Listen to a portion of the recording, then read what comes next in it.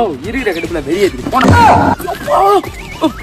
யாரா வாங்கிட்டு அறிவு இருக்கா இல்லையா அவன படிச்சிருக்கா இல்லையா? காலேஜ் ஸ்கூல்லாம் போயிருந்தா தெரியும் மனுஷன் எப்படி மனசாச்சே இல்ல. காலையில உனக்கு கையெடுத்து தானே ஆரம்பிக்கிறோம். நல்ல நாள் பெரிய நாள் மழை பெஞ்சு ஊருக்குள்ள தனியா இருக்குன்னு தானே கேட்கறோம். வெயில மட்டுமே வருஷம்ல கூட கேட்கறோம். நாங்க ஒண்ணு கேட்போம், சௌரியத்துக்கு ஒண்ணு பண்ணுவேன்ல. பக்கத்துல இருக்க ஒருத்த சாப்பிட்டாலே எனக்கு பழிக்குது. பல ஒரு பேர் டெய்லி கடிச்சு போட்டோம். உனக்கு ஒண்ணுமே அவனுக்கு நல்லா பல்ல கொண்டு அடிக்கிற எல்லாத்தையும் சாவடிக்கிறது. பாடே நீ நல்லா இருப்ப. எங்களுக்கு வெளிச்சவே வேணாம். 24 மணி நாங்க இருட்டிலே இருந்துடுறோம். ஒரு பிரச்சனை இல்லை.